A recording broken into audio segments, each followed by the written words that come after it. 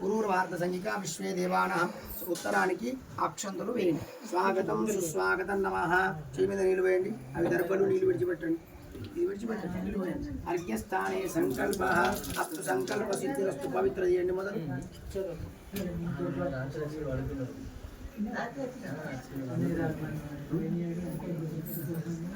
అయినా కుదరదు.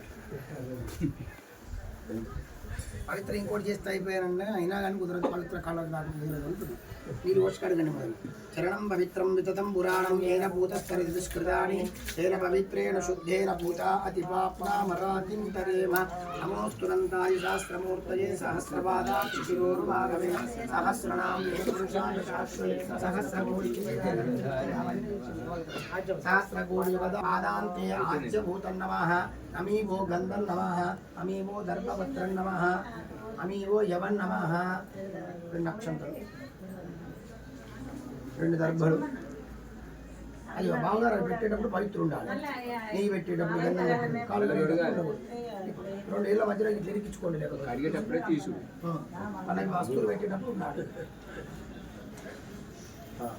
అమీవో దర్భపత్రం నమః. అమీవో యవన్ నమః.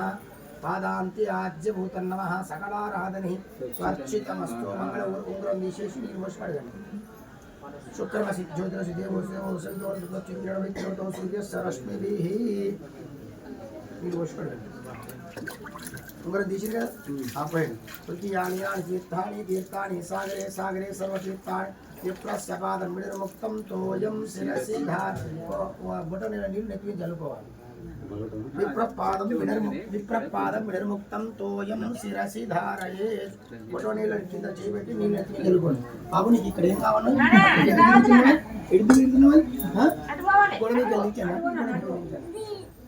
సకల ద్రవ్యలోప ప్రాయశ్చిత్తార్థమిదా శక్తి దక్షిణాదానదుభ్యమహం